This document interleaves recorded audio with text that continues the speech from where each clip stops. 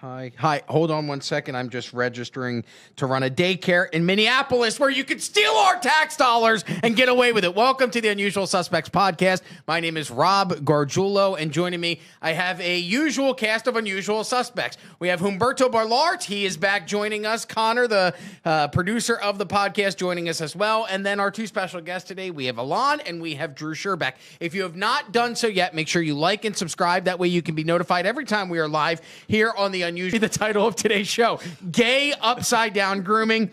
Cities across America are canceling their New Year's Eve celebrations out of fear of terror attacks. And finally, the living Nostradamus has revealed his upcoming predictions for 2026. We will get into all of that and more, but make sure if you have not already liked and subscribed, I know that I said this earlier, but make sure you do. You want to like, subscribe, and comment. Help us boost this show in the algorithm so we can reach more people. By the way, if you've unsubscribed because of our Candace Owens talk, we apologize, and we are now begging you to come back. We've apparently lost 1,000 subscribers because of our Candace Owens I can coverage. neither confirm nor deny. The whole point of this channel is to gain subscribers, not lose them. But for some reason, every time we talk about Candace, they leave. If you're a Candace Owens fan and you're joining us, thank you, and we appreciate you giving us another shot. And good luck to her finding out about Brigitte Macron's penis. In regard to the Candace comments, I would like to invoke the spirit of the great Conor McGregor when I would say I'd like to take this opportunity to apologize to absolutely nobody. I stand by it, but and there goes another 50. Said. So Connor, so now we need another unsubscribe from me 1,050 personally subscribers to make up for the loss. But if you've not done so, make sure you like and subscribe. That way you can be notified every time we're live every Tuesday at 6 p.m. Let's jump right into the topics. In fact, the first topic is Epstein files and Marjorie Taylor Greene's deflection from MAGA. She's still in Congress today. When does she's out January? So next January 5th. So there's talk on the internet about Marjorie Taylor Greene's claims that Donald Trump warned her that the release of the Epstein files could hurt his friends. That according to Marjorie Taylor Greene. Greene says she broke with Trump after a heated phone call where he allegedly told her that his friends would be hurt over the push to release Epstein's files, which we were told didn't exist. Remember, Kash Patel and Dan Bongino came out and said that there was no list. It was something that was fictitious, but it turns out, according to Marjorie Taylor Greene, the list does exist, and Trump is concerned that if it is released, it'll hurt his friends.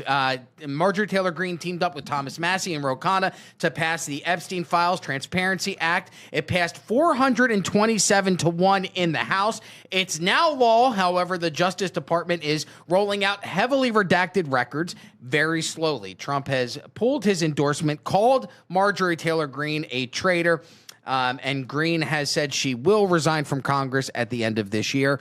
Right here this is according to what outlet is this? Connor? So this is from the New York Times, where we'll get into it in a minute. They did a very glowing piece about her. Well, they didn't choose a glowing photograph. Wow. That might be. And listen, she's got I've come around on Marjorie Taylor Greene. I'll be honest. In 2020, I thought she was batshit crazy. She was a lady that did CrossFit and seemed a little manly. She definitely has I don't want to say man face, but she does have manlier features for a lady. I've also seen photos where she looks really good. That is not one of those photos. The New York Times took a very, very bad photo or chose a very, very bad photo for this piece. She actually looks like Vanderlei Silva in that photo. She looks like Van Wilder. Do you remember when Ryan Reynolds was Van Wilder? It looks like Van Wilder with puffy face. Go ahead, This Connor. is one of those things where she's in the middle of her shift to try to apologize for everything she's ever done, distance herself from MAGA, and get back in the good graces of people who will never forgive her. We saw a few months ago, she went on, I forget which network it was, maybe CNN, and apologized for all the toxic rhetoric she'd been a part of. She's broken with Trump on a million different things, including most notably the Epstein files. And now the New York Times is running a profile to let her apologize and try to reinvent her image. And of course, we get this quote where, she says Trump talked to her on speakerphone in front of her staffers and said, if the Epstein files come out, my friends will get hurt. I can't picture Trump saying that word for word. It just doesn't sound like his language. And also with no context of did he mean we can't give out the Epstein files, it'll hurt the victims are my friends, I don't want them to get hurt? Or is it my friends who were at Epstein Island abusing little girls, can't have them get hurt by this? Well, didn't he previously say that there were people that weren't involved in Epstein's illicit activities that may be harmed with the release of information regarding their ties to Epstein? Yes, he's been vocal about that. Most notably him. I feel like this is the ultimate case of I'm asking for a friend here, because the person who is in the Epstein files, who could be hurt by the release of the content of the Epstein files, even though he provably did not do anything, is Donald Trump. He's all over those things. He didn't do anything. Yeah, but that's is why that he the hates consensus this. of everybody here? Does everybody agree? And we'll go around the horn. Is A, Donald Trump in the Epstein files, and B, did he do anything illegal? Drew? Yeah, 100%. I think he's one of the 10 co-conspirators that the DOJ documents named.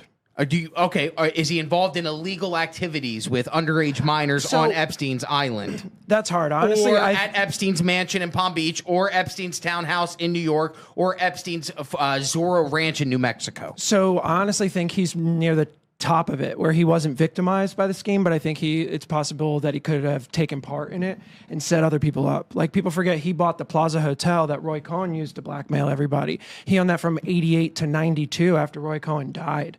Didn't he also buy a boat that Roy Cohen No, owned? Adnan Khashoggi's boat. Yeah. He bought the same year for like $30 million. Adnan Khashoggi, who was the father of Jamal Khashoggi, the man that was butchered by allegedly MBS in the consulate of where was it? Do we remember? Turkey. Turkey. So, yeah, he was an international arms dealer. Yeah. Long story short. Suitcase. And then you have a guy who was setting up parties at the Plaza Hotel for Trump, where he said that they would have underage girls at the parties. And they had interviews in the Daily Mail where some of these people said that they would check IDs to make sure the girls were young enough, not old enough, which is kind of a crazy accusation to make. And I know Trump himself was not a partier, but I think, like, what if we're hosting these parties to just get blackmail on other people? Elon? No, I think that he's definitely in the files, but I don't think that he did anything. I don't know. There's so much hearsay going on. I don't see any evidence. All the evidence I've seen so far points to the direction that he was very much kind of like against the abuse of these young women. We kind of saw it with the breakup between him and Epstein before all this kind of blew open. There's just a lot of evidence. A lot of the witnesses kind of spoke We've out. got a lot more evidence than the DOJ wanted us to have, because you mentioned all the redactions. Turns out they forgot to remove the text of the favorite thing in the PDFs. world. We didn't even report on this last week because we didn't know it at the time. But if you open the PDFs of everything they release and just highlight the black squares, you can copy and paste the text underneath it and read whatever it says. That's crack investigative work by the Department of Justice to most make sure. transparent administration in history, whether they want to be or not, as it turns out. Humberto, do you believe Trump is in the Epstein files, and do you believe he did anything illegal? Look, on Saturday after going to Trader Joe's, I went to Trader Joe's, by the way, sponsors today's podcast. I went to Chick-fil-A, which is mid. I think it's so overrated. So I went there. God strike you down where you stand, sir. Cane's is much better. All right. So I went there, and there was a lady sitting there, and she had a hat that said he's on the list. All right. And then she was wearing a T-shirt. The most stupid thing. Committed. It said, 100% committed. Like, hat, he's on the list, and a shirt that said, clean up on aisle 47. All right. So if you see a lady at Chick-fil-A that is so committed to get Donald Trump in trouble, there must be hundreds of thousands of people that have high access to the information. And if they haven't been able to pin anything on Trump by this time, with 8 years of an unfavorable DOJ, FBI, CIA, and an administration that just wanted to get him in jail and killed, I don't think there's any malice, and I don't think he did anything criminal. If not, we'll know about it by now. I'll go to you, Connor, in just a second, but I agree with you, Humberto. You're looking at some of the trumped-up charges against Donald Trump Donald Trump between has nothing 2020 and 2024, where they tried to nail him for fraud, for real estate transactions, where they devalued Mar-a-Lago and said that he over-evaluated the cost of it or the price of it. There was enough, if he was illegally or involved in illegal activities with Jeffrey Epstein, there would be enough to try and implicate him on that alone. Why would you need to make up all of these charges that they made up between 2020 and 2024 to jail the man and stop him from running again in 2025 or 2024? Connor, do you believe Donald Trump is in the Epstein files? And if so, did he do anything illegal? We know he's in the Epstein files because his name is all over them, but proof of criminal activity is just not there. I do, however, find what Drew mentioned with the Plaza Hotel, Adnan Khashoggi's yacht, all these other things that Trump might have had an angle on blackmail. Now, whether that means he's part of Epstein's blackmail network or he was just doing his own thing or he just tangentially connected to blackmailing, I don't really know.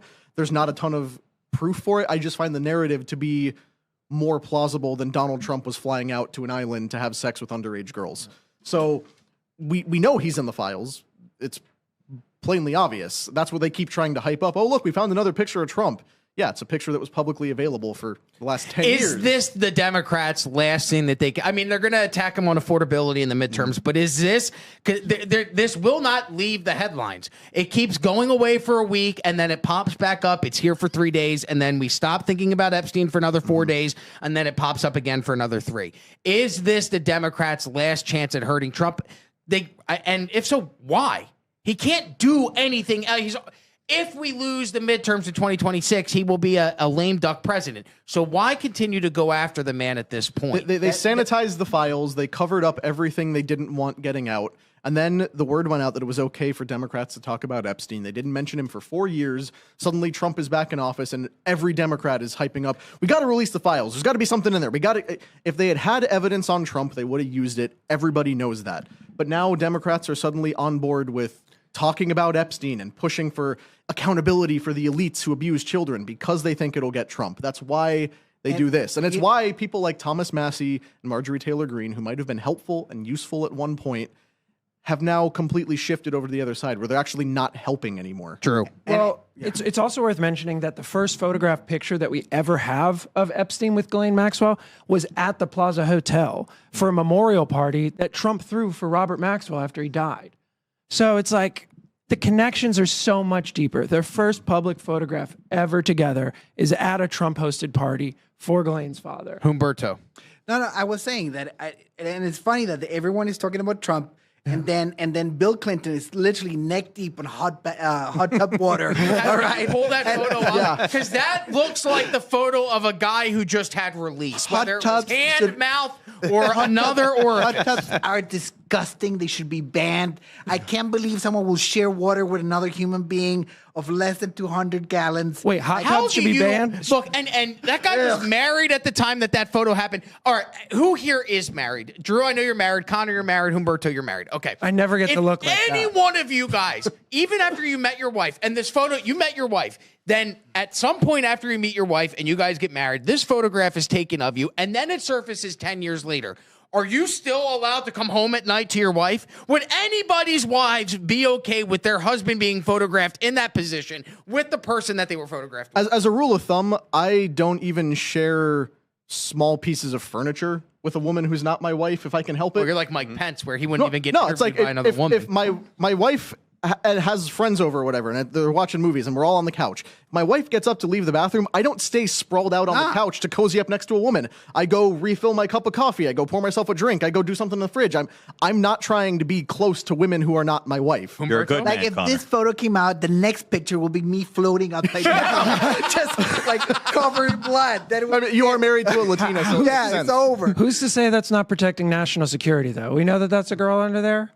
Yes, we do. Ooh. I mean, I don't know. Can you tell? It could be a prime it might have been minister. Osama bin Laden, and that's why we had to protect for national security purposes that he was in a hot tub with him. And they're not faced by this. Like the last time he went in public, like he did a public appearance. It was in December, the 19th of December of this year. Like after the files drop everything, and then Bill Gates, he did a speaking engagement in Abu Dhabi. Like nothing, absolutely nothing. No mention. Nobody asked him a question. Nothing. So nothing will happen, you know. We have 3 minutes left. Connor, if you could you send me the Canva as well, just so I can keep track of what we have? But what other assets do you have for the Jeffrey Epstein story here? On that's all I have, although I do want to point out this one thing that I find really funny. This was a tweet I came across while I was researching My this favorite story. thing ever is when the New York Times does a profile on a lib that did something bad. I can't read that. I'm sorry. Guys, it's so far away. Needs something bad, needs an image boost. They always have two pictures. The first has the subject in their house wearing a sweater and looking out a closed window. This creates the impression that they are hiding from a mob and just want to be left alone, and the New York Times will run the pic regardless of whether the subject started the fight in the first place. The second picture has the subject walking in a park or garden looking pensive, as if to suggest that they will bravely push through their fear and ultimately triumph over the bad guys. It's not a very flattering photo of Marjorie Taylor Greene, but that's essentially what they gave her. Wearing a sweater, looking off wistfully into the distance. They didn't have the garden photo in there, but it's clear that... They're Marjorie Taylor Greene? No, that's not Marjorie Taylor Greene. That's Marjorie Taylor Greene. But look, that is Rob. Well, you never know. It's not a flattering photo of her, but they're trying to make her look, pensive and soulful as she looks off into the distance, envisioning her post-MAGA future. So just like with why we're talking about the Democrats suddenly have permission to mention Epstein, why is the New York Times extending charity towards Marjorie Taylor Greene? Why are they not slandering her as the devil like they have for so long? It's because she's talking crap about Trump all of a sudden. 100%. That is the only reason she gets a glowing profile. Does it work anymore? There was a great video, and we have 1 minute left on this, and we'll switch to the next topic. Do you guys think that this TDS, this anti-Trump, it is even effective anymore at this point? I saw a clip of Bill Maher talking about how the United States of America has been affected by Trump derangement syndrome for the past 10 years. We're going on a decade of people talking shit about the president, or at one point running for president, or at one point ex-president, or at one point convicted felon, soon to be president. It's been nonstop for 10 years. Does it work anymore? So I think that actually the lines kind of changed a little bit. What we see now is that the kind of historical Trump derangement syndrome doesn't work anymore, but what you have now is a divide on the right, which I think does kind of hurt Trump. Tucker Carlson talks a lot of crap now about Trump. You see Candace Owens kind of shifted away from Trump. So you're seeing a shift on the right where there's new lines divided. I think that kind of attack on Trump is effective. Again, it targets his base, but yeah, the traditional... all the stuff that's happened to Trump over the years is insane. Even like the FISA abuse, which I always try and talk about, no one cares about, but it's just totally nuts. Drew? MTG's still the favorite drunk aunt that I never had. I don't care. What? My favorite drunk aunt that I never had. Oh, okay. I love MTG, space lasers and all. I love you. Jewish space laser. Do you think, Yes. and it all goes back to Israel, do you think that Trump derangement syndrome or talking shit about Trump at this point has any effect, or do you think the American public has made up their mind? Humberto will go to you after Drew, and then Connor, and we'll switch. I honestly think that talking shit doesn't do anything. I think if there were real revelations and real damning things that we saw in text, photos, etc., it can mean something, but the rest of it's all hype. Humberto. And I'm not going to vote for a Democrat because the right is split on this issue either. I'm a ride or die with 47, but at the same time, what you brought up, there's splits everywhere. We don't know. Like you saw polling market, 75% that the Republicans will lose the midterm elections. And I think the splits and nags and things, but it's not about Trump anymore. Yeah, but we're still 10 months away from that, 11 months away from that. And look, I wonder if they did that polling today, considering, and we'll get into this next story in just a minute, but considering what came out in the Minnesota fraud and the fraud that you're starting to see in other Democratic states across the country, I wonder if that would be enough to shift the tide back to the right. We have 10 months to go till the midterms. Connor, do you think that talking shit about the president at this point has any effect whatsoever on the American public? Yes and no. It's a perception thing, and there might be an effect on the midterms. We'll have to see. Now, of course, if you watched AmFest a few weeks ago, you had a bunch of people saying the right is divided because Candace Owens is making people freak out about Israel, and then the Candace Owens camp responds by saying the right's actually divided because the Trump administration isn't doing anything. That's where the real divide is. The division isn't going to help. It remains to be seen whether that will affect the midterms. Odds are not in our favor right now for a variety of reasons. But Rob, you just mentioned the Minnesota fraud thing. This is where the administration has to actually do something about it. Because if they do a few performative arrests of put two guys in handcuffs and say, yeah, we're punishing the people who turned a blind eye and that's it, then no real change has been made and we're still getting robbed blind by an entire population in Minnesota. So they need to follow up their promises and their rhetoric with real action that actually gets to what they promised they were going to do. Don't deport 2 million people, deport 100 million people. Things like that. One last question. 100 million. One last question, then we'll wrap up. Right now, I was driving around this past weekend. I saw gas down to $2.58 in my area. The lowest it has been since, I want to say, the first Trump administration. Definitely did not happen during Biden. In your guys' opinion, we'll go around the horn. Ilan, I'll go to you first, Drew, then Humberto and Connor.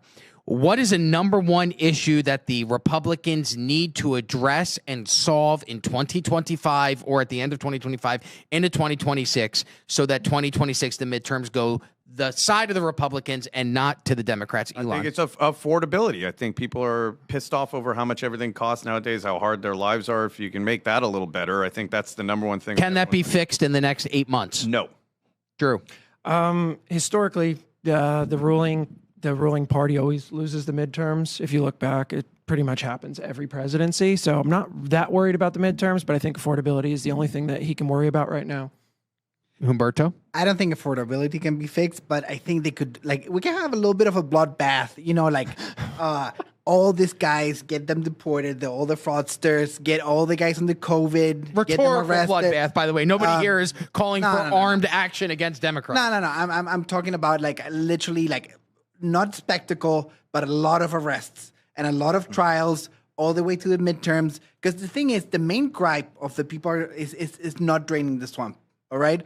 If they drain the swamp aggressively, I think a lot of people will come around. And then if someone comes around, he tells his friends to come around and everyone comes around. So I think we need retaliation for everything that they've done. Like the affordability crisis, people don't forget, they printed money. Like they literally devalued the dollar by printing money. Like people from the Federal Reserve should be questioned, you know? So I think we can fix the problem, but we can get to the root causes of how the money. The 2008, I will never forget that they bailed out the banks. All right, with our money. Yep. Like how many billions was it? Like it was crazy. Yeah. It was like 600 billion. It was almost a trillion. And I Connor, agree. final word. The way to address the affordability problems is to tackle the things making everything more expensive. So when I say deport 100 million people, like that's an estimation of how many illegal immigrants have come in over a period of decades, as well as how many legal immigrants have come in under false pretenses. So that's a case for deporting and denaturalizing. So people can't afford a house. Minnesota fraudsters getting government subsidies for housing. And that's happening on a national scale. Deport them and the housing supply goes up. You can't afford your groceries. There's government grocery programs that are being subsidized by your taxpayer dollars that are driving up the cost of groceries. Deport the people responsible for it and you get cheaper groceries. So the way you tackle affordability is not by giving everybody more money. It's not by stimulus checks. It's by driving out the people that are responsible for making it more expensive. So affordability, but you got to go after what's actually causing the inaffordability in the first place. All right, well, let's jump into the next topic. And the next topic here is the fraud that was uncovered this past weekend. My entire feed on except for Facebook, but even on Instagram, I was seeing video after video after video of Nick Shirley, the independent investigative journalist who, not even undercover, he just went to Minnesota. That's the best part. It wasn't like the best. I like when I see James O'Keefe and he's dressed in like a goofy wig and some kind of weird glasses, and then these dummies fall for it. He didn't even have to do that. Nick Shirley just showed up and started knocking on doors of daycare centers across Minneapolis. Well, it makes sense why he's so good at door knocking, because he grew up Mormon. So, I mean, there's the training program for you right there. He is a member of the LDS, the Church of Latter-day Saints. I'm not a big religious person, but apparently, is that what they do? I mean, you never had Mormons. I thought that was come to your Jehovah's door? Witnesses. Both, but the Mormons are nicer about it. Yeah, don't knock on my door. One of them get free college for it. I know that. What? So gotta I could invite go him around, into knock your on doors and house. get free The college? Jehovah's, yep. Okay, so Nick Shirley goes into Minneapolis and he starts busting up fraud left and right, or at least exposing fraud. Now, we'll get into it, I'm sure, at some point, but Kash Patel came out and said after this, after these videos went mega viral, are they at this point, is Nick Shirley's 42-minute video the most viewed X video ever?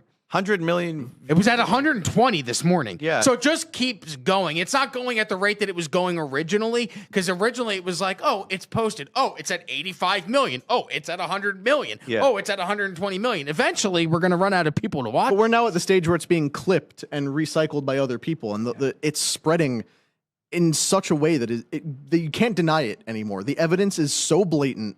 These are people who are scamming us without even trying to hide it. Yeah, Like, there was no cover up. They didn't have to do anything. And you start reading in, because we're going to have Nick Shirley on the podcast tomorrow, and The PBD podcast. Yes, not this one. Unfortunately. Yes. We'd love to have Nick on here as well. but one of the things that we started doing was researching the history of the fraud that's taking place in Minneapolis and Minnesota as a whole.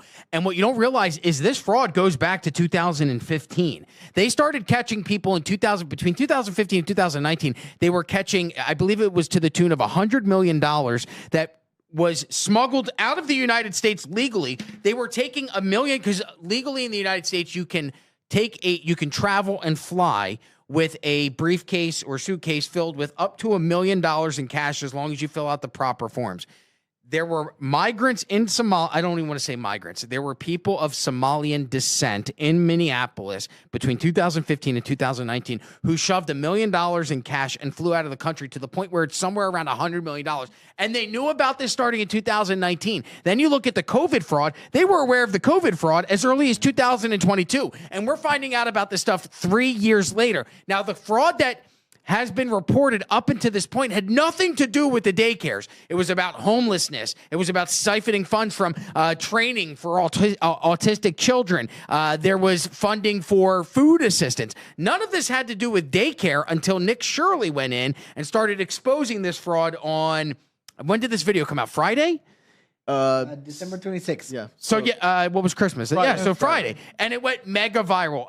To date, I'll have to take a look and see. I know that we have some, is this a video of Nick Shirley or is this just an image? This is his picture. Go watch the video. It's 42 minutes, but it is There's shocking a lot of what he's clips, able to like you uncover. said. Yeah. There's a lot of like 30-second clips of him knocking on the doors. Yeah, the one that went mega viral that I saw is this one right here. The Quality Leering Center, which apparently now has children, but they were busted. I don't know if you have that video, but they were see if I can find the it. son of the daycare owner came out and said that he actually blamed Nick Shirley for this and said that Nick Shirley arrived after the daycare had closed. It looked to me when he was in the video that it was the beginning of the day. And the son of the daycare owner, the son of the Quality Leering Center, says that he equated it to going to a coffee shop at 11 o'clock at night. Would you show up to a coffee shop at 11 o'clock at night and expect them to be open? Here, I don't know who this person is, but this person was filmed today or yesterday as children were going into the Quality Leering Center, and he was very combative with reporters. Can we hear the audio? Could we play the audio of this clip? Yes, I'll start it from the beginning so we can hear. Is there fraud going on here? No, it's a video. I just want to know. What's your response? Huh? Get the out of here. What's your response to the allegations? Is there fraud going on here? And is there children? That's all. Don't harass me for the here.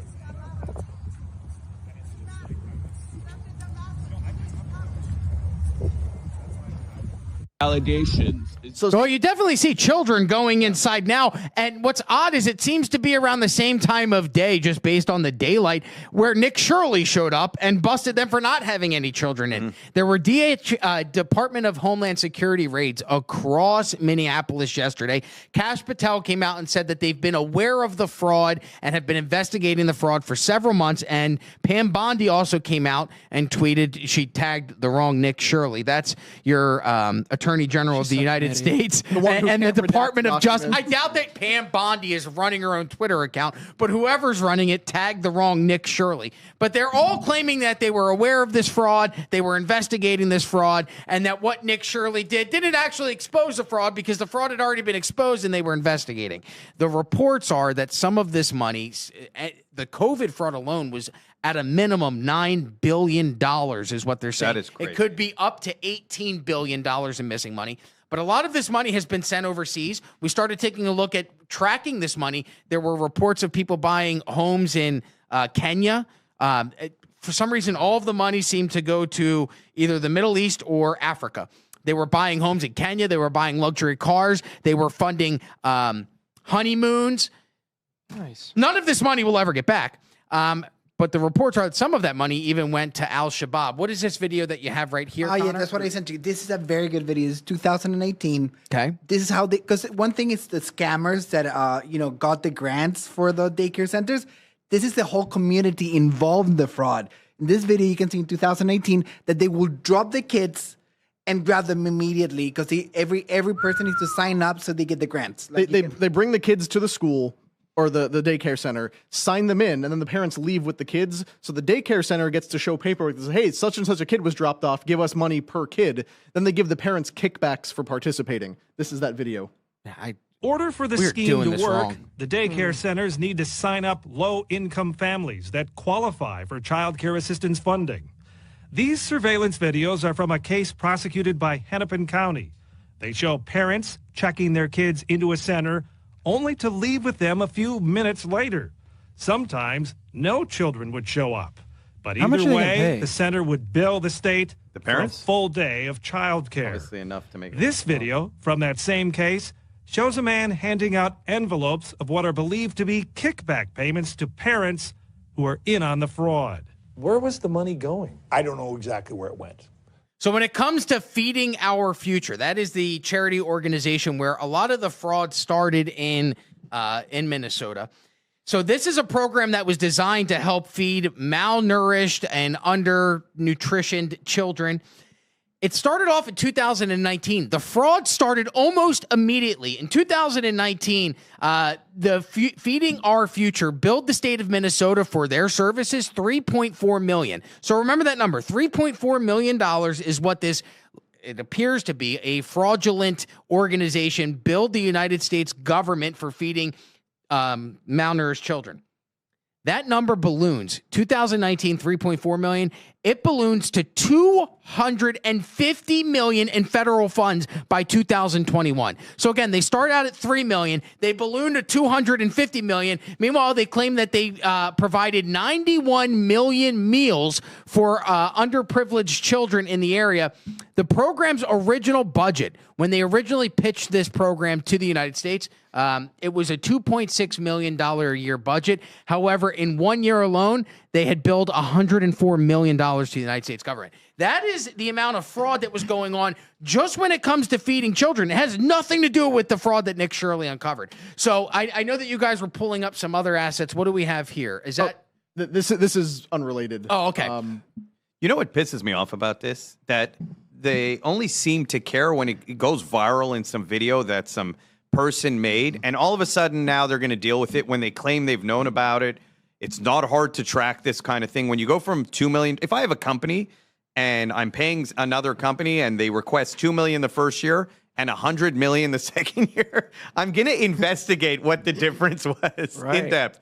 It seems like the government just doesn't care. It's hundreds of millions of dollars. This money's coming from us. And Tim Walz, his spokesperson for the governor, told Fox News, this happened on Sunday, late Sunday afternoon, that Governor Walz has spent years working to crack down on fraud and has taken steps to strengthen oversight of state programs, including initiating investigations into several facilities. According to the governor's spokesperson, and I quote, "The governor has worked for years to crack down on fraud and asked the state legislature for more authority to take aggressive action. He has strengthened oversight, including launching investigations into these specific facilities, one of which was already closed." They even go on to say that Walz hired an outside firm to audit payments to high-risk programs, shut down the Housing Stabilization Services program entirely, announced a new statewide program integrity director, and supported criminal prosecutions. But this comes at $9 billion too late. Sure, you did something after somebody robbed you of $9 billion. And on top of that, you have Minnesota state law that actually it mandates that any state employee that even knows of the fraud is complicit. And they're breaking the law by even knowing about this. And I think that's interesting. But I think another place that we should start to look is that when the federal government or state government starts guaranteeing money.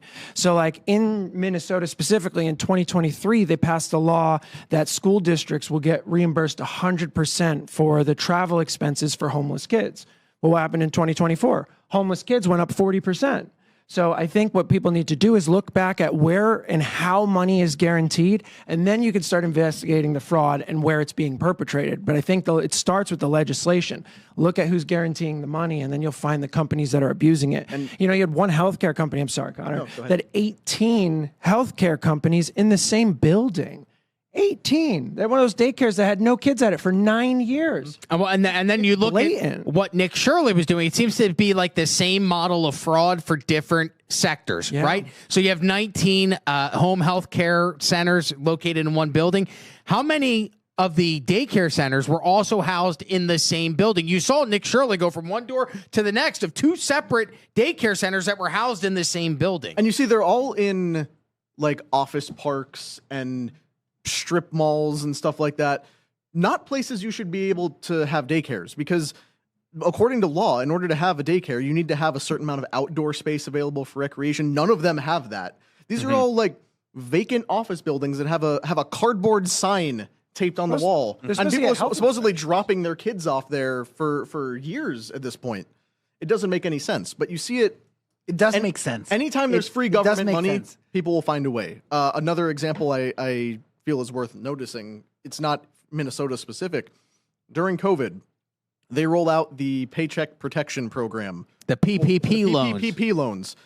And what people realized, this was a trend on TikTok for a while that people are only just now starting to get busted for, that people would give out instructions on TikTok of here's how you register yourself as a fake LLC, apply for a PPP loan when you're the only employee, and then you get a giant grant that you don't have to pay back because it's protected.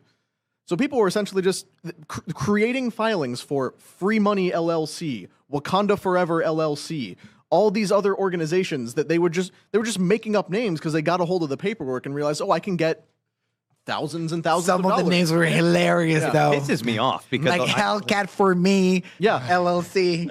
Yeah, go ahead. It pisses you off. It pisses because so many people were doing this. It was incredibly pervasive, and then I'm one of the people who didn't do it, to be honest. And I have a company, and I ran it through COVID, and I was in my mind, I'm like, I'm proud to be American. I'm proud to stand up for what I believe in, and I was raised this way, and I didn't do it. But then you keep seeing these things come out, and it demoralizes you over time. You're like, why am I the guy not getting anything? It was the same thing with the stimulus checks, because during COVID, I never missed a day of work. My job went fully remote, and I worked remote for 2 years. I received like 2 of the stimulus checks. What did I get that for? I didn't say no to an extra $1,400 hitting my account. I needed it. But I also would have gladly given up the $1,400 checks in exchange for the 10 grand I paid in taxes that year. Yeah. Like, just let me keep my money. Stop giving me money I don't need. Well, and that's where the frustration of the American taxpayer comes into focus. And Nick Shirley talked about this on Fox News. He was on Fox News, the big weekend show, where he actually challenged President Trump to do something about the fraud.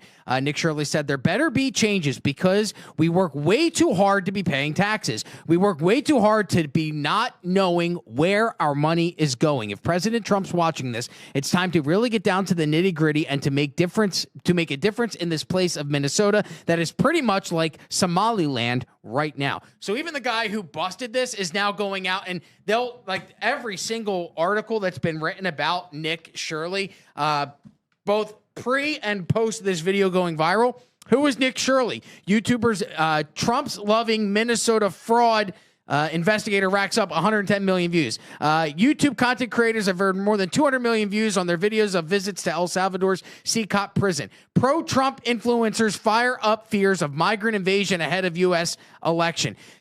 Is Nick Shirley a Republican or a Democrat? This was the talk this weekend because people were trying to figure out who Nick Shirley is. Nick Shirley seems like he leans right, but he's calling out the president to act. You guys saw the tweet, and I know you have a photo of it. Could you pull up the Kash Patel photo?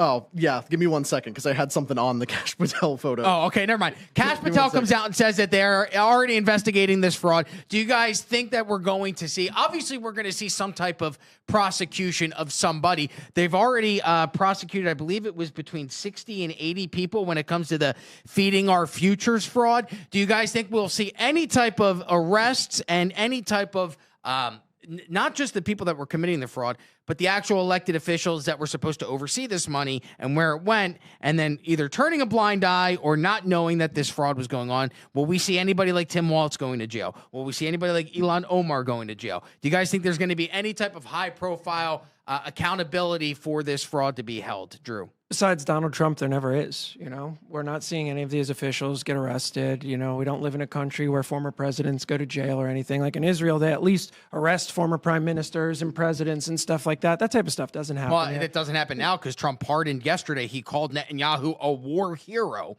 Many call him a war criminal. Trump decided to lean into he's a war hero and that he would pardon Bibi Netanyahu. But can he even No, pardon? no, he's calling on the government of Israel to pardon Bibi because that he was on trial right before October 7th. All of that sort of went away. And Which Not is for where war the crimes. It was rumors for for something the- else. it was for fraud and corruption. But, and those are the rumors of where the stand down orders on October 7th originate, was because he was on trial. There were protests in the streets of Israel against Netanyahu before the October 7th attacks. So there's that sentiment of, hey, the guy's got low approval ratings and oh my God, there's a terrorist attack. Maybe he allowed the terrorist attack to happen. So A, he can get more of Israel on his side, but B, can stay in office even longer than originally planned.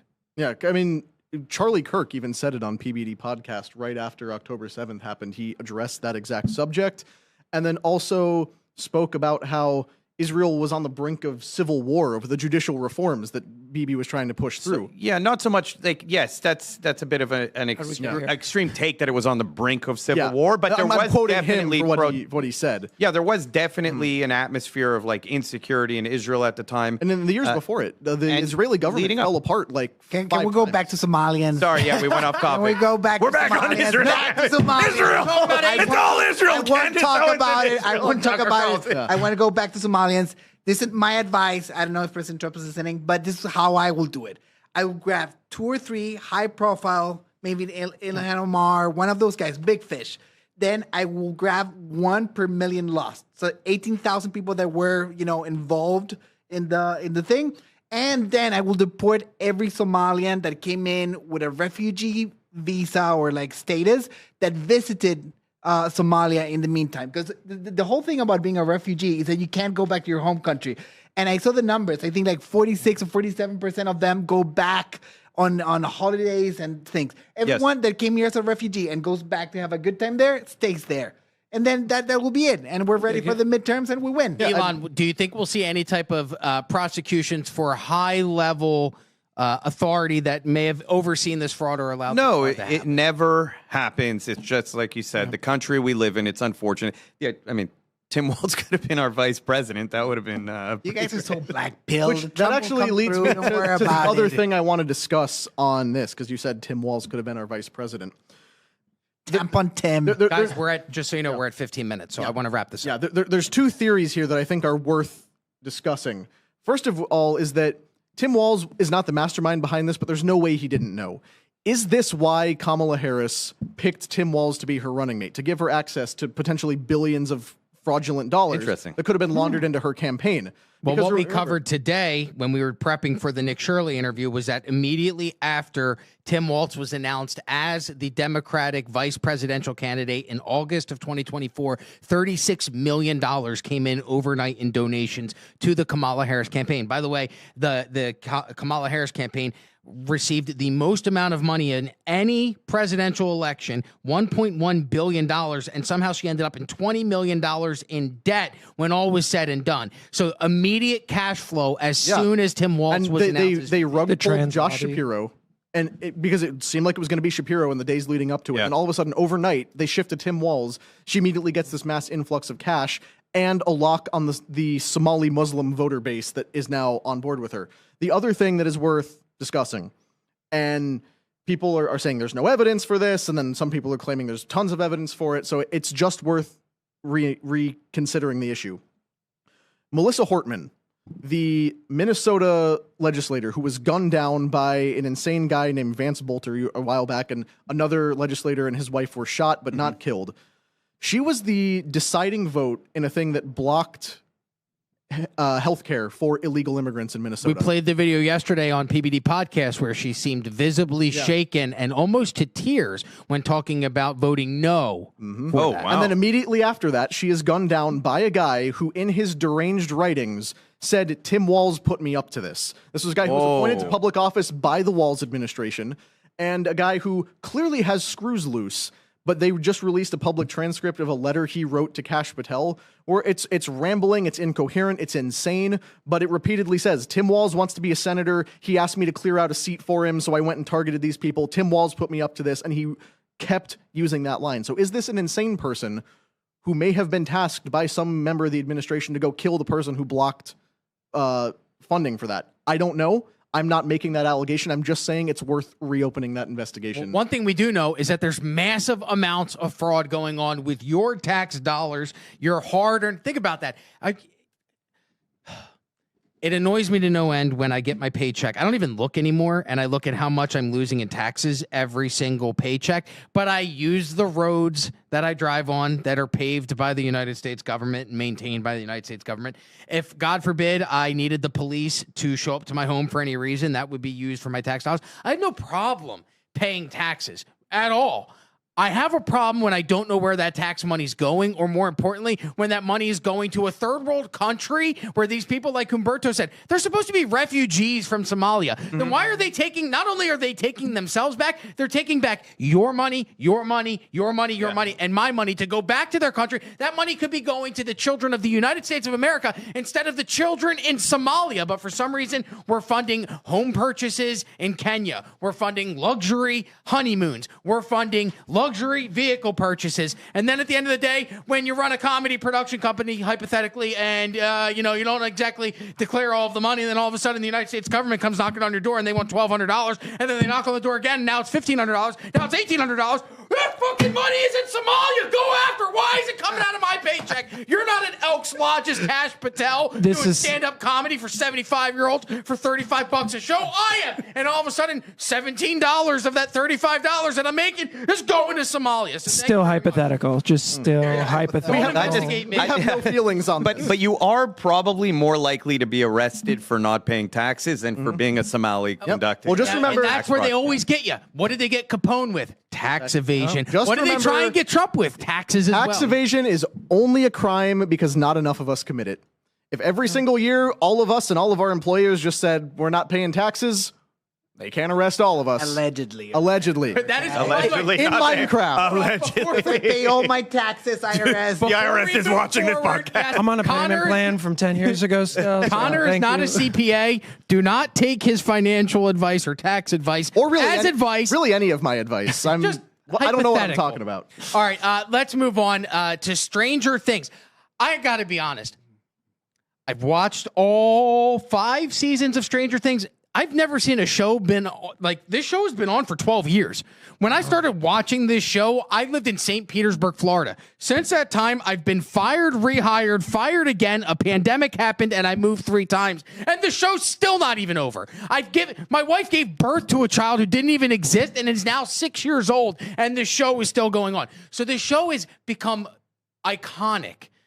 When it comes to, I think it's the biggest streamed show ever for Netflix. You got to remember, this was a selling point for Netflix. When Netflix first made it big as a streaming thing, it's like, you got to get Netflix. There is this amazing show called Stranger Things on it. It's 80s nostalgia bait, monster mystery, supernatural thriller. It's incredible. You got to get Netflix. And each episode is about an hour long, so it's almost like watching a mini movie every time you watch an episode.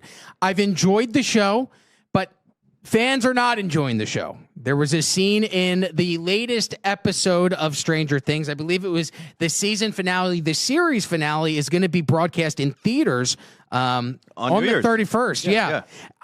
I actually think it's a brilliant marketing way. It's a great way to get people back to the theaters. It's something that I talked about. I was super disappointed when I watched Happy Gilmore come out. Happy Gilmore, I've been waiting 25 years for Happy Gilmore to come out, a sequel. They put out the Happy Gilmore sequel, but it's direct release to Netflix. Well, I'm a guy who wanted to go watch that in the theater. I would have loved to take my sons to go watch a Happy Gilmore movie in the theater, but I couldn't because they only released it on Netflix. So it's a brilliant move to take this and put it in theaters as well as to stream it. It's a great way for the theaters to get people back into them. When was the last time anybody here went to a movie theater? Do you remember last time? I go often. You do? I'm a weirdo. Why? No, I just started getting back into it. Okay, number one, I love movie theaters. Me too. I agree. appreciate cinema, and I like going, and it's an event for me. So that's how it was made to be watched, by the way, is in a theater on a giant screen surrounded by speakers. That's how I these need a movies bucket are of designed. popcorn. I need a large bucket of movie theater popcorn to properly enjoy it. But here's the problem. Buck in a movie theater popcorn's $15. 2 tickets for my wife and I to go was like 35. Oh, you got to smuggle your own snack. I smuggle bro. everything. I go to too. Culver's and I come in like I'm pregnant. I look and like I have a jacket on in the middle of Florida I look summer. like those Somalians that were shoving cash into suitcases That's and my flying out fraud of the country. scheme. But I've got every kind of snack you can imagine. the minimum wage kid at a movie theater doesn't care if you're bringing in snacks anymore. I've carried in outside food just like in a bag, and they don't stop you. Yeah, because they don't care. Who cares? But at the this thing point? is, you guys are part of the problem. Our lead editor, our editor manager, Chad, he buys all the games that come out. Awful Norwegian or New Zealander. All the games that come out, the industry's trash. As long as people keep on buying trash and watching trash movies, it's not gonna change. Like those demon freaking degenerates in Hollywood, like they won't get a single cent of my money ever again. Like I'm done. So Y'all sound gayer than Will right now. I'm just saying. Like, this is like you guys are setting expectations that you have to go to the movies. I'll watch it on my phone. I'll watch it on my tablet. I'll watch it on my TV. No expectation. to go to Because a you movie have such theater. a low No way. quality of life. No See, way. The like three of this us, guy. we Could care enjoy less. things in a finer sense than, unfortunately, you behemoths of men who can watch it on a phone screen. This is not the way to watch a movie. You should be watching it on a big screen. You're watching a drama about Avatar, you would teens. You not guys want to realize see in a what to- theater. Avatar with like the 3D glasses. I on wouldn't a go big watch screen. Avatar because What? I'm of the controversial opinion that none of the Avatar movies have ever been good. They just are visually stunning. Well, that's and what it erases is. the fact that it's actually a really substandard movie. Of course. What is And this you know show? something? Like Nobody's arguing that. TV prices. We did this case study with the Best Dog. TV prices have dropped so much, and whenever I go to the cinema, I'm disappointed on the quality of the picture because it's not as good. I'm disappointed on the quality of the sound because for $5,000 you can have better sound and better pictures sitting at your house And quality of humans, And let's be better honest. Food, and then humans. That's the thing. Like who Okay, so- decided that popcorn is the right freaking snack? It's so loud. I hate it. I can't stand it. Or So some now crunchy also nachos. something I've has happened. never heard someone hate the sound of pop. How dare you eat popcorn? Like, It who came up dissolves with in your this? mouth. I didn't Bag know it of makes chips a are sound. the louder thing, like opening a bag. boy. It's But called having a human experience. I am not Yes. going to go see the premiere, or I'm not going to watch the release of Top Gun Maverick on my phone screen on a toilet. No, I'm thinking about my Infinity Wars, 8K right? You're going to watch TV Infinity at Wars at home Yeah, instead there of. are- It's like a whole. We're detaching from like you said, from human interaction more and more and more. But the one thing that pisses me off about movies, even though I'm pro movie theater, Somalians. and now people are on their phones a lot and talk a lot in theaters to the point where, like, there is a theater somewhere around here that does like old horror movies, which is a lot of fun. But everyone's screaming and making it an event, and it's like Rocky Horror Picture Show where Exactly people like throw that. spoons and They're shit. fun. so that thanks. is So you'll go for that. Well, because it's fun, Okay, you know. so you're more for the experience and the cinematography. Yeah. I put this tweet up on Twitter when I was watching Happy Gilmore. This was my idea back in August 1st of 2025. I wish Happy Gilmore 2 were in theaters. It's disappointing to wait 30 years for a sequel and only watch it from home. Netflix should partner with AMC theaters for major releases and allow count holders free admission. Subscribers can watch at home or in theaters. Theaters make money on food and drinks. More importantly, it brings people back to the theaters. And then everybody proceeded to tell me how big of a piece of shit Happy Gilmore 3 was, or 2. Yeah. I thought it was hilarious. It wasn't and- bad. hated it. Eight people agreed with did Rob. exactly what you said, though. Frankenstein came out, had a 2-week theatrical release, and then went straight to streaming. Great movie, by the way. Great movie. Incredible, Yeah. high-budget movie, famous actors, with the expectation that if you don't want to see it in theaters, just wait 2 weeks. Netflix is now moving into theatrical releases, like with Stranger Things. It's a brilliant marketing strategy because it's saying Netflix is a legitimate studio that doesn't just go direct to streaming. It can also carry its weight in a movie theater alongside major production companies. However, the problem is that major production companies, Netflix, every other streaming platform are churning out garbage. Yes, that's the big everything problem. is terrible, which leads us nicely But back guys, to we're- the problem with Stranger Things. Well, We're and I'd missing like the to run- most important thing. I'd Will like is to. gay. I'd like to run a poll, if we Surprise. could. If you're watching at home, would you like to go? Do you like going to the movies? Simple yes or no. Do you like going to the movies? That is the question that I would like for us to run in a poll. Let's get back to the gay grooming of the underground or the upside down. So the whole reason why we started talking about this was the public's reaction to the season finale of season 5 of Stranger Things, in which Will Byers, the main, I don't even know. He's not even the main character. It's very odd, his character arc. Part of the gang. He went from the guy that was abducted and taken to the Upside Down to now the guy that is fighting Vecna to the guy who likes guys. That is the character arc of Will Byers. Yeah. It came out in season, and I believe they said that they had to do, did you see this? Like 12 hours yes. of reshoots for the scene where Will comes out and tells everybody he's gay. Doesn't even say he's gay. He says, I just don't like girls. Watch it. If can we watch that because of YouTube? Humberto, distribution I don't expert, know. you tell me. Last time we showed a little bit of Netflix and we didn't get in trouble. 20 seconds or less. Okay, this is about 20 seconds, give or take. See, this is not how I would come out as gay. I'd come out as, I'm gay, and then I'd dance and I'd sing, and I'd make out with men. But someone needs to do subtle humming. Yeah, okay, so here is what it looks like. And bear in mind, Will does subtle they have been they have been setting up the fact that this character is gay from the time they were all like 10 years old in the first season. I mean, right away when I saw the bowl cut, I went fruit. But for this to be the payoff of that, I had that till 8th grade. it gets to a bigger point. But let's take a look at what it looks like when Will Byers finally reveals his true sexuality. Lucky Charms and literally all the same things.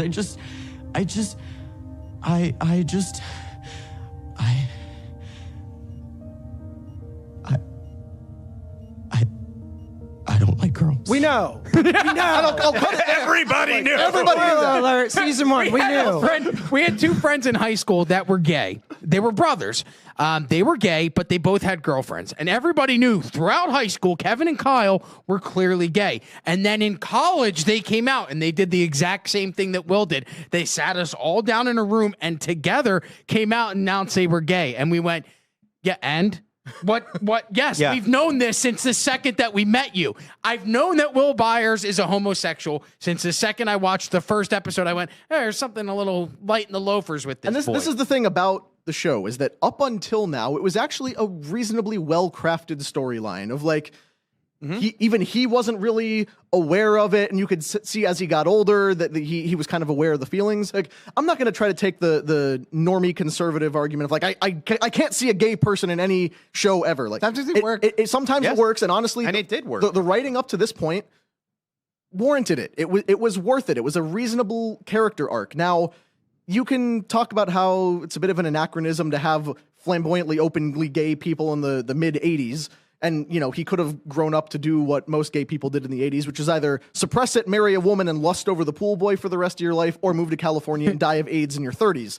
But to have this dramatic coming out where everyone is on board with it, nobody has... Especially when his best crying. Friend. Yeah. They're all no, but especially when the world is turning upside down. That's the big thing. This is the main problem with the show right now, because these emotional moments come at times like they do not have time for this. No, literally, the scene before this was talking about Vecna trying to merge the Upside Down and whatever End of the world. above Armageddon. With this, and then they're Spoiler alert! hold on, we've got to stop the preparation to save the end of the world. Will hasn't announced So it. I saw- Before we move on, hold on. I'd like you guys to all think, and we'll answer this at the end. What television character did you watch that you knew was gay but never came out? Oh, that's... I will give you mine, and I'll let you guys think about this. Cousin Balky and Cousin Larry from Perfect Strangers. 100%. Great show. The whole time I'm like, these guys are secretly having sex. But I'd like for you guys to think about that, and we'll get your answers at the end.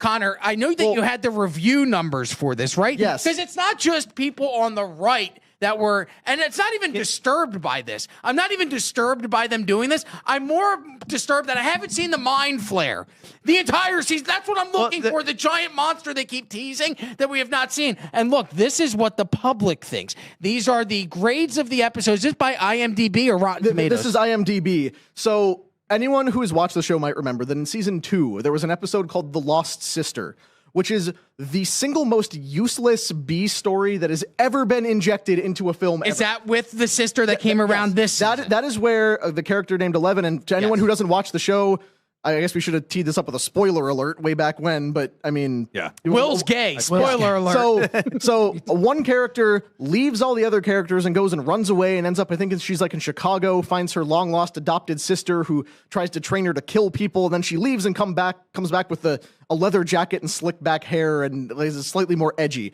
It was a useless plot line, and that's why that episode was the lowest rated of the entire show. Until this one, we're at a climactic moment where an interdimensional space demon who kidnapped children is about to merge a hellscape with Earth. They have to take a break to have like a long, drawn-out 15-minute scene of one character stammering his way through saying he doesn't like girls.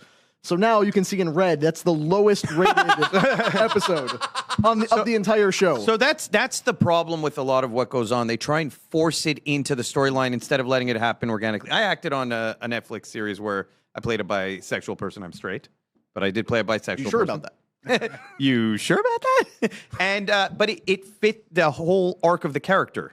Like there was a lot of subtlety to what was going on, and there were reasons why, and it was like a character exploration. I felt comfortable doing that because it made sense. Here, I literally saw a meme on Instagram just yesterday, and I actually downloaded it to show you guys, where it's like, it says like Vecna's about to destroy the world, and then they have a guy like, I don't remember what actor it is. It's like a scene from another movie where he's putting on lipstick and dressing like a girl, and they're like Will's reaction, and it's literally like the end of the world is coming, and the show decided now is the time to focus on Will's homosexuality. This is a problem with the entire show because this is 5 seasons in about 10 years that they've managed to accomplish. All of these characters are supposed to be like sophomores in high school. They're played by people who are 25 and up.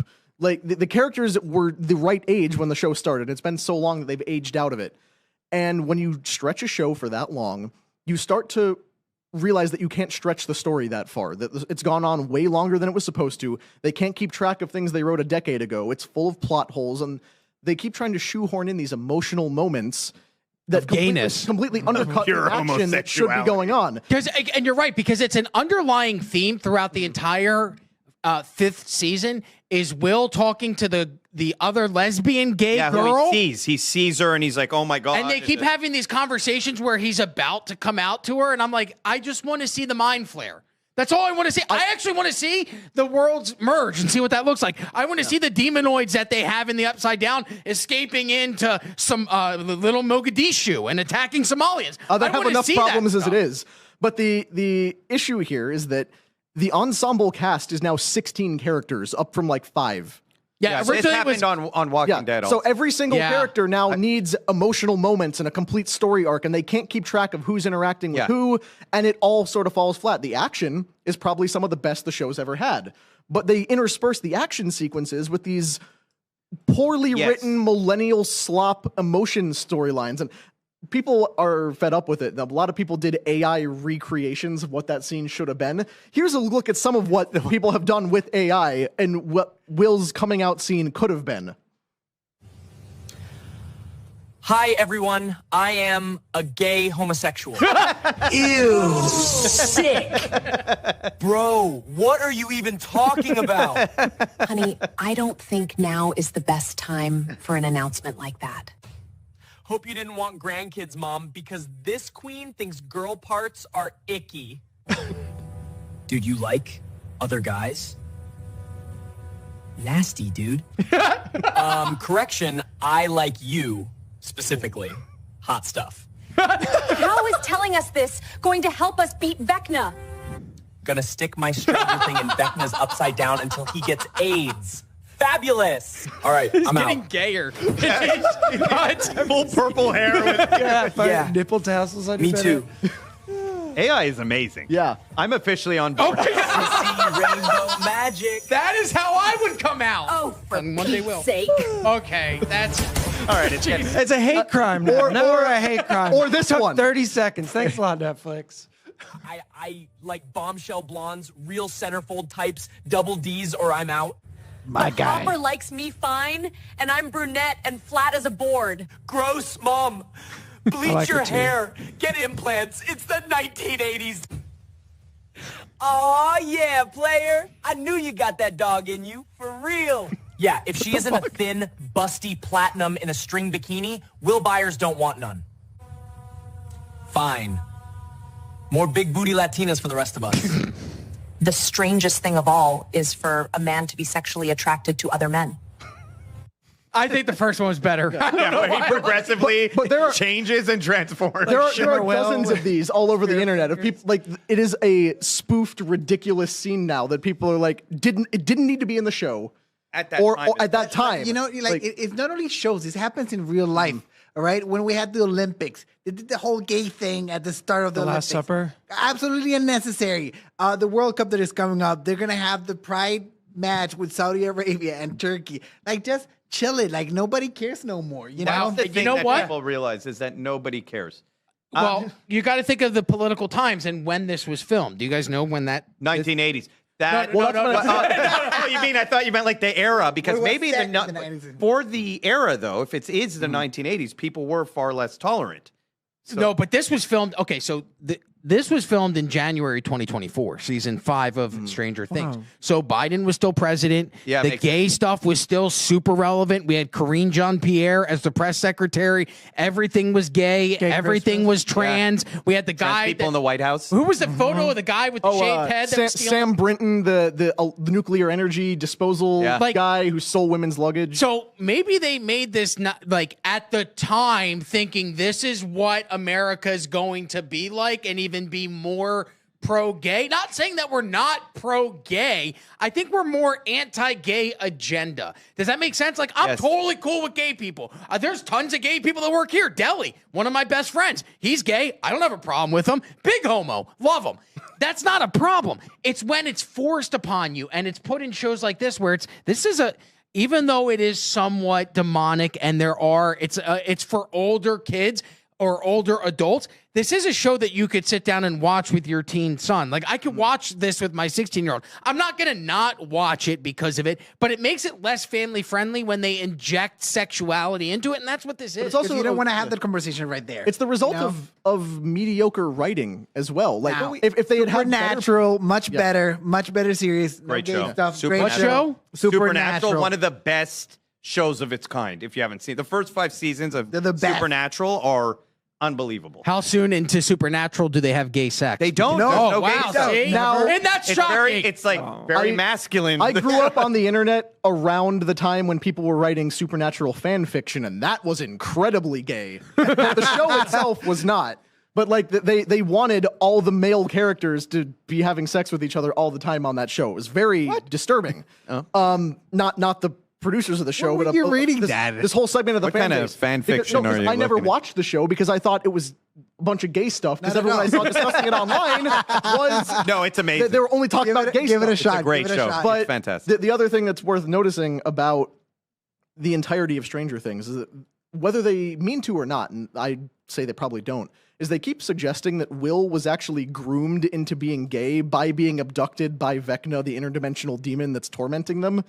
Like, this was the opening scene. The next Netflix released this as a promo even before the show. Like, That this, will fix the episode. yeah. This is what happened.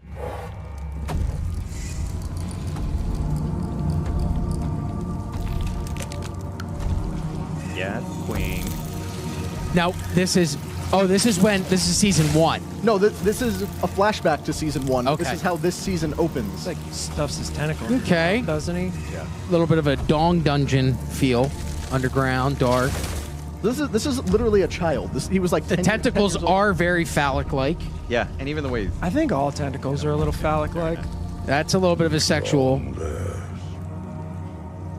We can begin. Oh. Whoa. Come to my island. Release the Vecna files. this is a little bit. He was groomed. Yeah, it's a Where little. did that last tentacle come from? It looked Yeah. like it was coming from a low line up. Well, like it's just all over the place that he controls the tentacles in there. So eyes rolled back. The opening scene of this season is this. You and I, we are going to do such beautiful. Well, this definitely. I mean, this is. Uncomfortable now. Yeah, it really is. And he comes back from this and is gay. Well, I mean, if you believe, so it goes down to. It's getting pretty dark. What is it? Nature versus nurture? Was he gay before Vecna stole him and then forced his tentacles into his mouth, or did the forcing of the tentacles in his mouth make him gay? The timeline's a little unclear, but given some real-world statistics about the correlation between those two things, I can't really overlook it. Let's wrap up. 2 questions. I'll go around the horn. First question: is homosexuality nature versus nurture? And then the second question: what what TV character is secretly living in the closet? I'll go to you, Ilan, first. Is homosexuality nature or nurture? I'm going with primarily nature. Yeah, I'm sure there's some kind of environmental factors that can contribute to it. But do you know of any gay secretly? Like, I always looked at Friends, and I thought Chandler, who was dating Monica, seemed a little fruity. Well, you said Balky Boltokumis or whatever. Yeah, Balky and Cousin Larry. 100% there for sure. It never hit me. I can't think of like off George Constanza. No, Remember way. Remember that episode? No way. Oh, where he got the massage and it moved? Oh yeah, it moved. But he was not. He was honest about it. Yes. If he suppressed it, that would have been an indication. And then Jerry was kind of like sus. Remember the big hands? George is Yes, and he also very fancy. Remember, Kramer said that he was a fancy type. And Art Vandelay. He's a real dandy. Okay, Drew. I think it's a combination of the two. It's nature and nurture. I think, a lot of those people go through some trauma. I just want to express gratitude that we don't live in Kamala's gay America and that we live in the less gay Trump America. I just want to rejoice for that. And then Sheldon from Big Bang Theory. Total faggle. Not a chance. Connor, we'll wrap up with you. Is homosexuality nature or is it nurture? And what TV character was secretly a homosexual? I mean, it's a combination of the two. Like, you can't completely chalk it up to grooming, but there is a non-zero possibility that many people were groomed and were victimized, but you can't apply it as a blanket statement to everybody. I agree about Sheldon. But that's because he's actually gay in real life. Is he? I didn't know that. I'm scratching my brain to try to come up with characters from my childhood because slightly later generation than you guys. SpongeBob. Oh yeah, SpongeBob is so gay. It's good. No, Squidward is asexual. He wants to play a clarinet. SpongeBob is a raging homosexual. Patrick's kind of bearish Quote me on too. it. Yeah, okay. We'll wrap up on this. Patrick, clearly the bottom in that relationship, right? He's not an aggressive top. He's a real bottom feeder in a lot of ways. All right, well, that is the segment that will get this show canceled. So thank you for watching.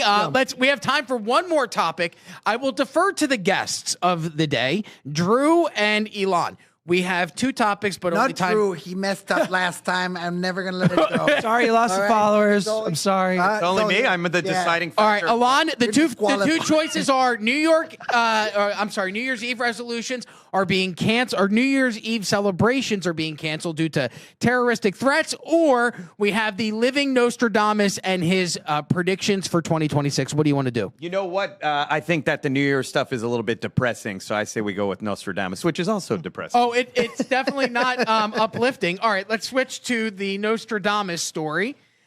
This is the living Nostradamus. You can see him on the screen right now.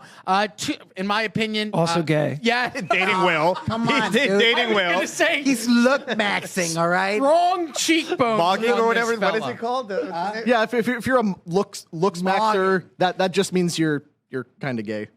Very, not. I mean, lip filler clearly. So there's got to be Botox because look at those eyebrows. This is a dude who knows how to He had lock in the, and view. What's it called where they remove the fat here and then later on was it's it called buckle buckle fat? fat removal? I didn't even know that's a thing. I didn't know that's Yeah, I it have causes so much problems fat later. to remove. I don't even know where they'd start. Probably around my hips or my fat ass. I saw a study that came out. It was in the New York Post. They said that people who have large asses are oftentimes riddled with ADHD and other learning disabilities. What? And my wife said, hey, so you're not just fat, you're also retarded. I went, Caitlin, you can't say that word. And she said, Trump's president, we can. What a gem. Yes.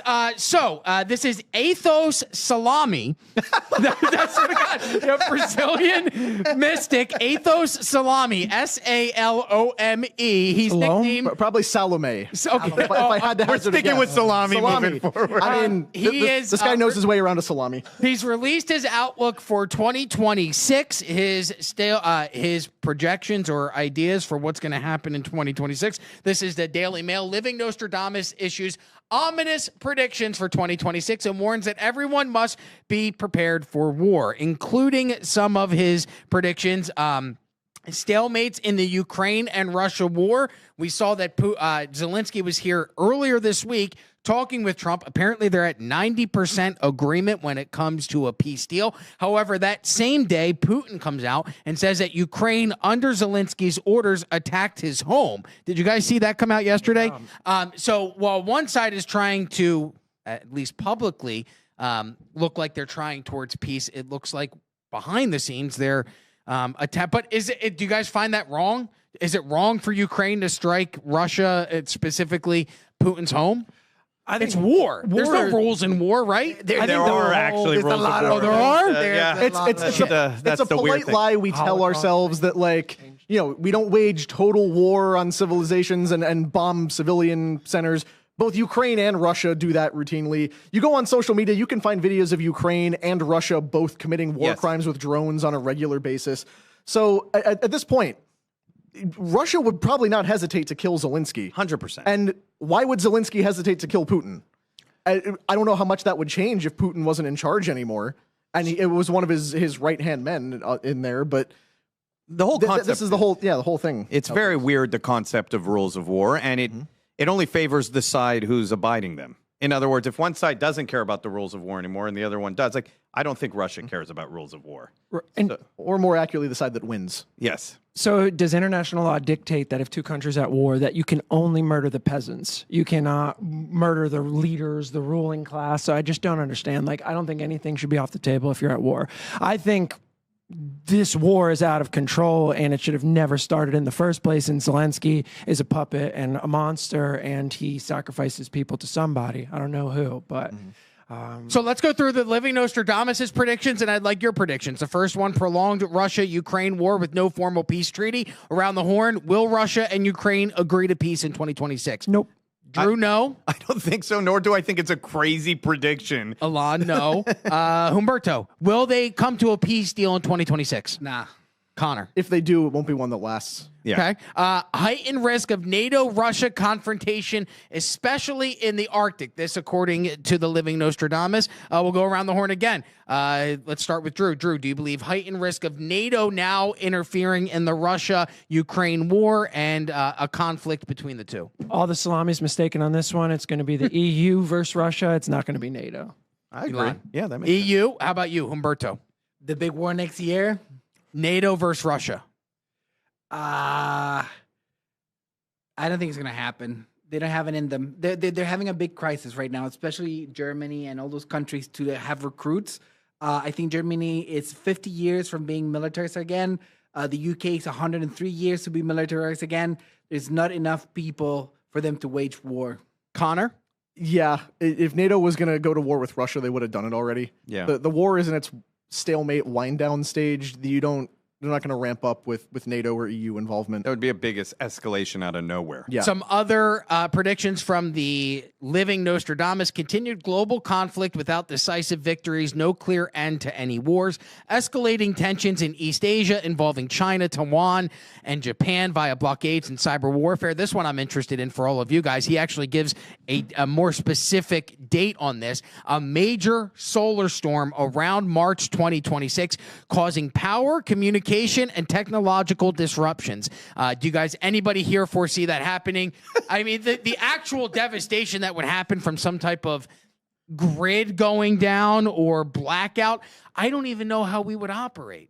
If my phone went down today, if telecommunications lines went down today and there was no internet, I couldn't even get my car. My car key for my Tesla is in my phone. I wouldn't even be able to access my phone. At home, luckily it's battery operated, but I have a PIN code for my door. Well, that's your own fault. But, for being hey, connected you know, to by the way, Internet Code of is Things. for my door. Oh.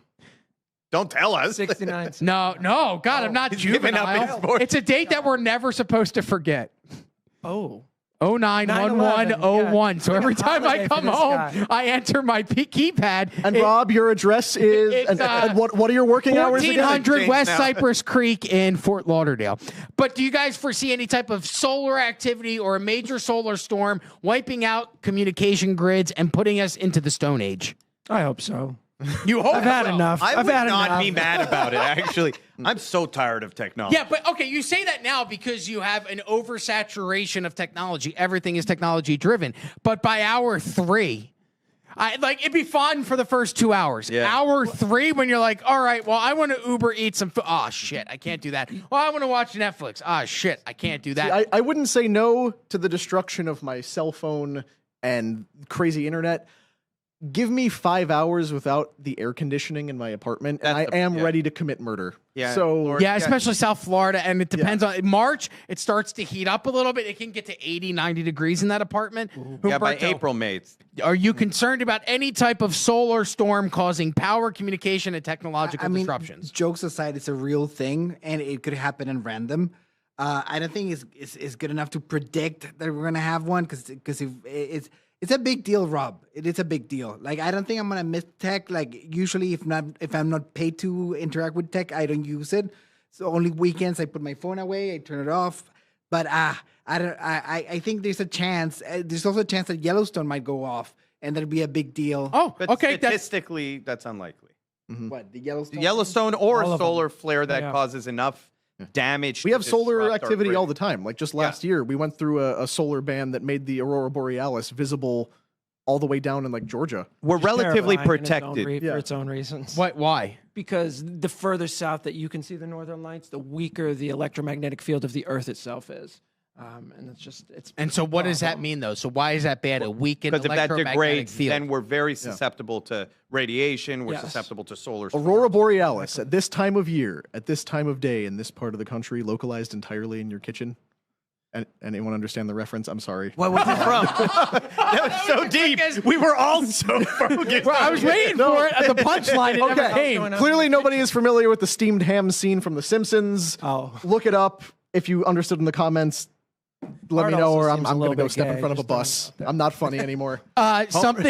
Something that the Living Nostradamus also predicts: a surge in targeted cyber attacks on energy, water, and communication systems in Western cities. Do you guys think we're going to see some type of cyber attack here in the United States of America in 2026? every 3 weeks, CrowdStrike's down. This is down. What do AWS people went think- down. What do people think that is? That's Those are 100% all cyber. cyber attacks. This is nothing. We do this stuff every month. I'm It's all good. prognosticating it will rain several times somewhere in the world next year. Humberto? I'm the new Nostradamus. I have a prediction. Another Fast and the Furious movie. Like, it's gonna happen. It's bound to happen In 2026? Yeah, we're way So they're overdue. going. Well, they haven't announced any yet. Coming out. Is Humberto the next salami? I don't know. Something else that the Living Nostradamus predicts: major but unspecified health-related event within the British royal family, sometime late 2025. Or reconciliation deferred to the next generation. This is from he spends a lot of time talking about the royal family. He's got 3 different predictions when it comes to the royal family. The third one, 4. A professional separation, a creative divorce, he calls it, between Prince Harry and Meghan Markle. And a final prediction when it comes to the royal family: Meghan Markle retreats from public life in early 2026, reemerges later focused on social causes. The final 2 I'd like to ask you guys about. The first one: he predicts major advances in gene editing and medical treatments. Obviously, we're going to see that because medical treatments advance as time goes on. Do you guys think that there will be good gene edit? Are we for gene editing? Is anybody here for gene editing? I am. Nope. The name of the game. I am for So it. you're Totally for gene. against it. I would. I'm for. Well, I mean, for if you have a clear genetic defect and we can correct it through gene. But not because you want your kid to have blue eyes. Not like that if kind he's of- going to I'm have not talking cerebral about- palsy and there's a way to address that. Or I have a genetic defect. If they could edit it out from when I was a kid, that would have changed my life completely, for sure. What's your genetic defect, if you don't mind me asking? I have an autoimmune disease, and I also have something called a gain of function on the PCSK9 gene, which just makes me far more prone to like crazy high levels of cholesterol, but a bad kind of cholesterol that increases risk of heart attack 20-fold.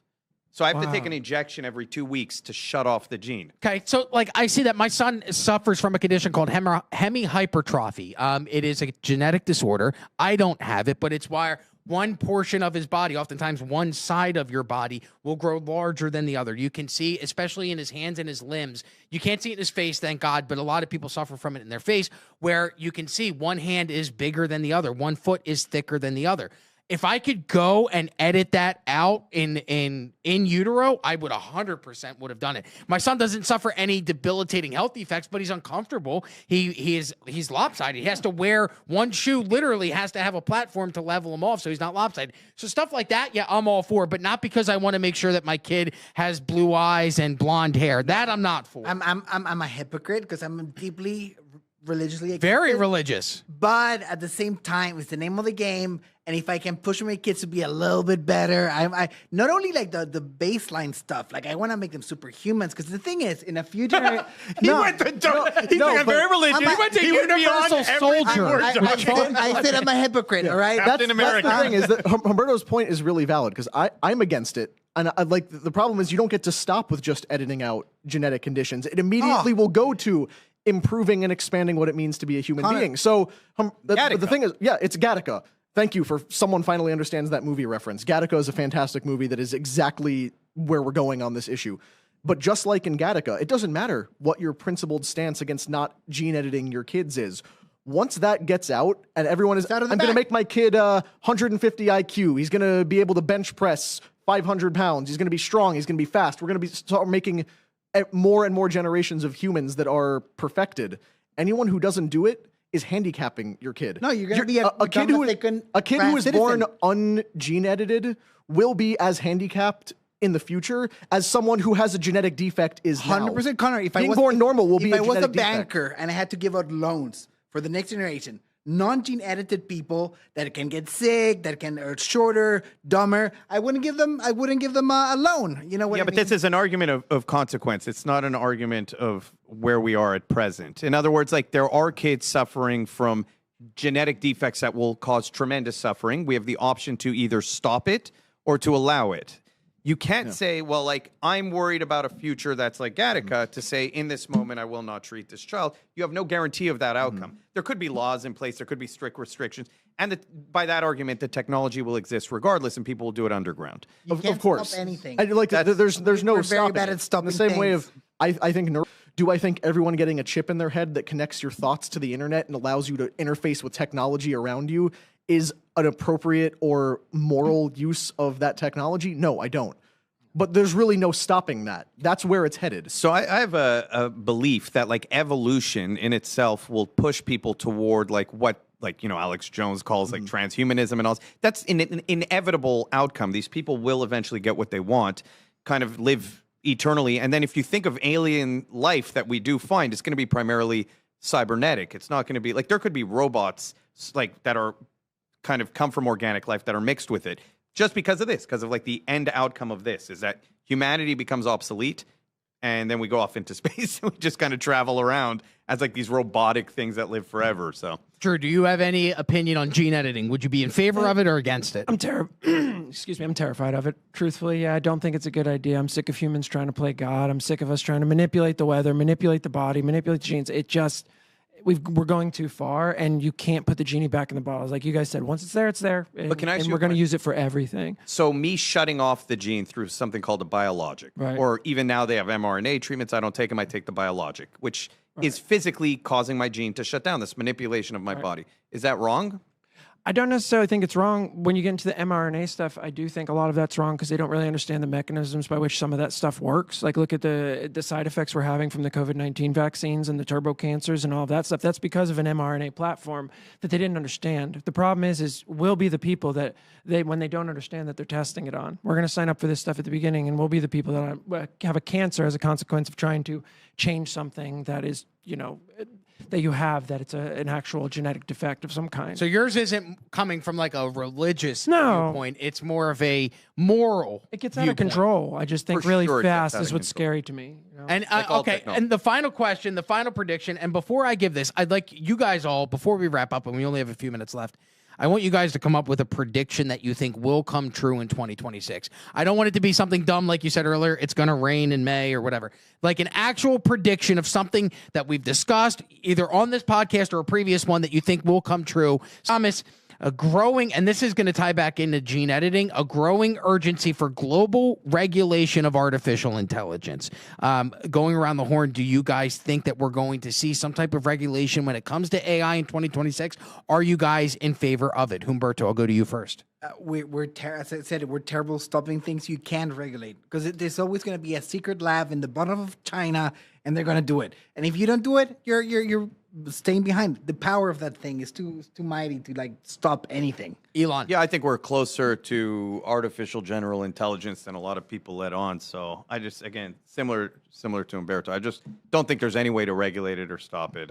I would be in favor of AI regulation the same way I'd be in favor of gene editing regulation, is if it is something that's global and universally accepted. The problem is we could sit here and go, yeah, of course, China, we're going to regulate our AI. Yeah. But behind the scenes, we know we're not going to do that. So the biggest problem is, yeah, publicly we can sit here and say we're going to do it, but privately, what are we going to do behind the scenes? And that's what concerns me, is not just us doing that, but other countries. So the problem becomes, if we don't advance this technology and they do advance this technology, then we're playing behind the scenes. It's similar to what happened with a few weeks ago, Trump signed the deal with the China chips, where they're all now saying, every expert that I've seen, an AI expert has come out and said that this is giving the AI advantage to China. Go ahead, Humberto. You're strangling your microphone. No. I was gonna say that in Serbia you can pay money to hunt humans. All right, that's how low the human race will fall. So like you can't regulate or stop anything. Wait, like what? Well, this was like what, 15 years ago. Yeah, during the Sarajevo. Yeah,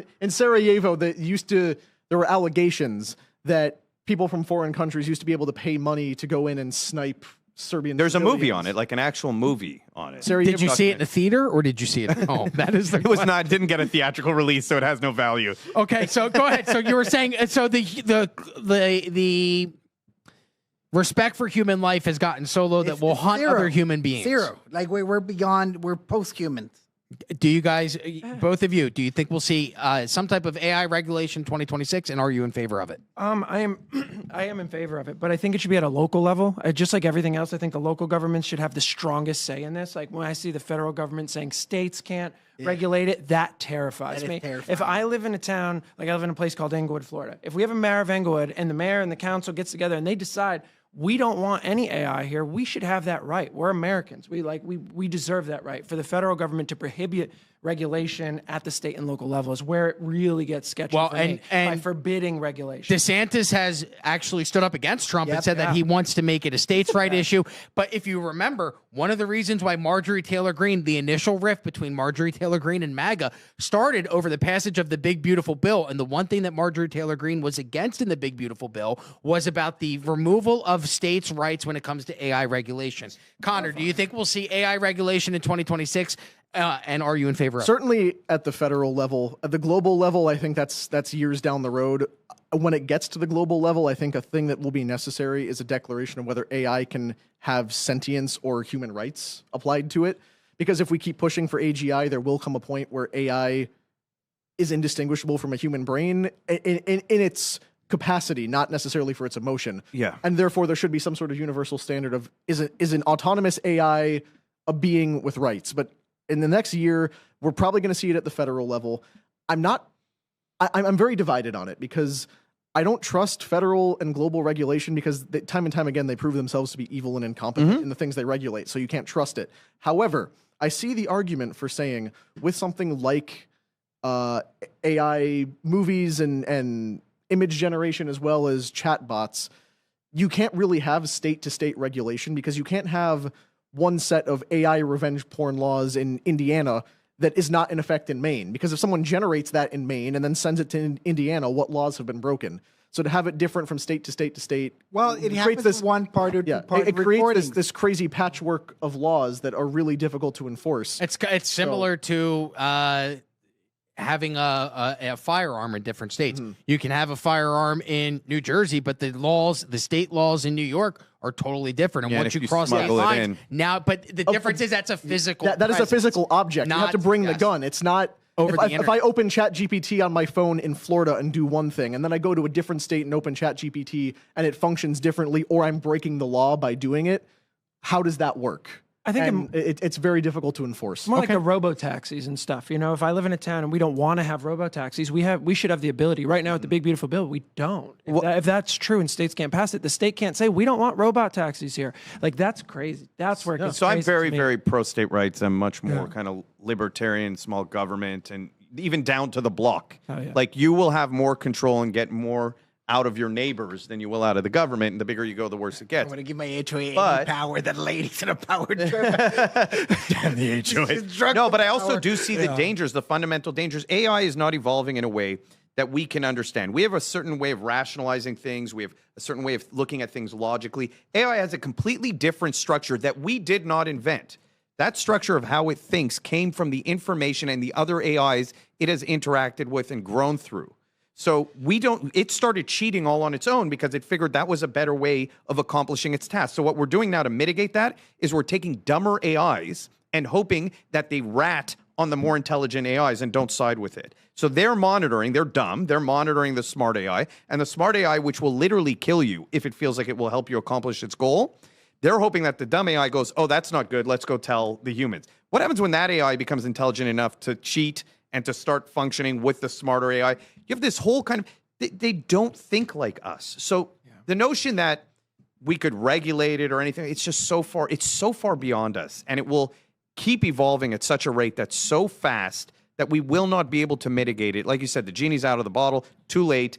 This is just a direction we're going down. I don't know what it ends up looking like, but I do not see any positive outcome. And we got here because people are too lazy to write emails themselves. Like, we have embraced this in every facet of our lives because it's convenient. I don't even argue with my wife anymore. I copy, and I've talked about this on the show. I copy and paste whatever text she has sent me, as long as it is. I'll put it into ChatGPT and say, please write me a response to this that won't end up with me sleeping on the couch tonight. That is the destruction of the human soul. Yeah. So who was it that said, like, their big fear? Try it. Right? but the big fear back in the day, I don't remember who it was. I just saw a video on this, and they were talking about how when we started having the ability to print stuff and write stuff en masse, he worried that thought would die because thought has to be spoken and heard. You have to come up with thought. But when you just read something or you put it on paper, then it's already expressed. It's in writing and it exists. We've gone down. So that was like a warning to like the evolution of technology that we've gotten to the point where you no longer have to think. I thought art would be the last thing destroyed from AI. It was the first thing destroyed from AI. Mm-hmm. It went after art first, which is like historically the nature of what we are, the human soul expression, and it does it better than us. Like, I've read stories written by AI, and I'm like, wow, it's getting me emotional. It's just outperforming us in every. We're obsolete. What do we become if you no longer have to engage in a conversation that's difficult because AI will take care of it for you? Then what are you? I'm just trying to not get yelled at. I think that fair enough. I went too deep. At what point do you tell the AI, hey, after you respond to the text, go in and go make love to my wife for me. I'm busy. Like, how much of your human better experience than paying the neighbor to do it? Go ahead. How much of your human experience do you outsource to an AI before you stop being human? This is relevant. Like, it's already done. You know the movie, like when the main character already kills the villain and they have a conversation. The villain doesn't know he's dying already. Yeah. Like, I think in V for Vendetta, he puts a rose there and she's already dead. Mm-hmm. Like, we're already dead. Like, this is over. Like, there's no discussion. Why do we have to accept that? I guess no. Like, why do we have to accept that we need something more advanced? This happened 2 years ago. Like, this is done and dusted. Like, we can die and become irrelevant with a little bit less dignity, but the wheels are running and there's nothing that can stop it. That's not true. A literal full stop would stop it. I mean, a solar flare like has been predicted by Nostradamus. That wipes actually out saves everything. Humanity. And why do we have to be more technologically advanced to have a better human experience? Like, you could live on a farm off the grid with your family and have a wonderfully beautiful life. More often, we don't have a better human experience. Yeah, more technology we increases. We get detached. Event, this is done and dusted. Like, it's over. Like, we already effed up. We didn't put the regulations in place at the right time, and there's nothing we can do about it. Like, it's over. There'll always be some guy somewhere in a basement creating these things. There's a natural progression to technology. Like, the argument that it already exists somewhere in the ether, right? All these ideas and all these technology, and you're just tapping into it, and then you're the one who puts it out into the world. But someone else would eventually do that very same thing because it exists. These are things that fundamentally exist.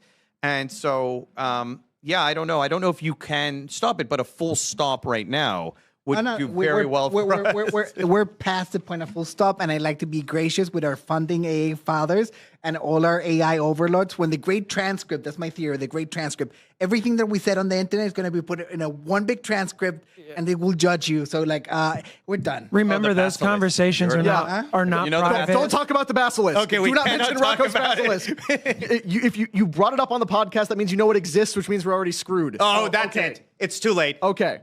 We won't talk This anymore. really Do is the not last look up show, Rocco's huh? Basilisk. You should not know what it is. All right. Well, as much as I love this inside conversation, I have no idea what's going on. We do have to wrap up. And before we wrap up, I want to go around the horn and get everybody's predictions for 2026. What will we see in 2026? Here's my prediction, and we'll go around the horn. I'll go to our guests first, Drew, then Ilan, then Humberto and Connor, and we'll wrap up. My prediction for 2026 is that Diddy was not the last celebrity that was running a blackmail scheme. And I believe in 2026, there will be another arrest. Now, we haven't been told that Diddy was running a blackmail scheme. However, everything that it looks like, it seems like there was some type of surreptitious, I don't want to say recordings, people involved in somewhat illegal or illicit activities, and the list was never made public. I don't believe that Diddy was the only person doing something. It seems like it was a copy and paste of what was going on with Epstein, and I believe in 2026, someone else's home will get raided, and someone else will be brought to,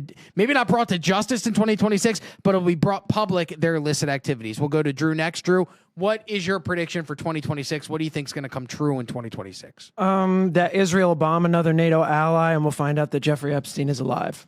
Oh, wow, two very Coming strong. strong. Okay, Ilan, your predictions for 2026. I think we might have some other like pandemic fear that comes out that kind of shuts us down. Well, they tried with Mpox, they tried with swine flu, they tried with bird flu, and No now butt it's gonna be stuff for something me. else. with a much higher fatality rate this time. Humberto, what is your prediction for 2026? We're gonna enter a post-politics era. Like I feel both sides, their sentiment of like helplessness, external actors, geopolitics, and everything. We'll get to a point that we'll get celebrities will start first to be like, I'm not right or left or whatever. You can see it on Joe Rogan. He's slightly flipping back to post-politics. And then we're gonna see democracy like showing real signs of becoming irrelevant because it's in a stage that it's not relevant any longer. And our AI overlords will start enforcing measures of technocracy. Like, listen to this. This year, probably next year, at some point, we're gonna have the first trillionaire. All right, that's more than any GDP of any country outside the U.S. and China. So we're gonna see that politics will become irrelevant in 2026. Connor, final prediction for 2026. I predict that within the next year, we will see some sort of large-scale public violence directly attributable to armed leftist radical groups. We've seen fringes of it with a handful of school shootings, possibly the assassination of Charlie Kirk, the attempted assassination of Donald Trump. But I'm talking about like what was just busted with the Turtle Island Liberation Front. These groups of leftist activists that are training with firearms and explosives to carry out acts of mass terrorism in support of leftist ideology. I'm predicting that one of those will eventually slip through the cracks long enough to be pulled off, and there will be some sort of mass casualty event because of it. Well, sounds awful. However, I do have another prediction that I am predicting in the next year. The unusual suspects will be here to talk about all of it. Because the rumors are not true, we will not be canceled, we will not be silenced, we will not be suppressed. Today's We're not last going episode. anywhere. This will be another fantastic year January for 1st. this show. And I predict that we're going to wrap up. So thank you very much to the hosts, the guys joining us today on the podcast. Ilan, you can go and find his watches, Egard watches. Nice piece. Where You can showed people camera? Where can Egard. people That's find sick. your watches at? Egardwatches.com, EGARD watches.com. Drew Shirback, he is the host of Freedom on Fire, a podcast coming soon. Yes, sir. You can also follow him on X, Freedom on Fire. Connor, anything you'd like to promote today? Follow me on Twitter, subscribe to my Substack, and chat with me on Manect if you have any ideas for what you'd like to see on this show in the coming year. And finally, Humberto, anything you'd like to plug today? Talk to me on Maneg. I'd like to congratulate a friend of the show, personal friend, Jose Antonio Cas is going to take over before the next show in Chile. Like, I hope he does a good job and takes the country and kicks all the immigrants out because we're going to have the greatest time. Chile's going to be great again. You're gonna go. And for me, 9 a.m. tomorrow morning, Nick Shirley, PBD podcast, Nick Shirley's first long format podcast interview following the exposure of the Minneapolis child care fraud. If you have not already done so, make sure you like and subscribe to the PBD podcast channel. That way you can get notified. But tomorrow, 9 a.m., Wednesday, December 31st. Tune in, and I am also on Connect. For myself, thank you to you watching at home. Make sure you like and subscribe and join us next Tuesday at 6 p.m. And to the crew in the back, we've got John, Jake, and Andres working hard today. Thank you to the crew in the back. Thank you to the panelists for joining today. Most importantly, thank you to you at home for watching. Again, make sure you like and subscribe. Have a very, very happy and safe New Year's Eve, and we will see you in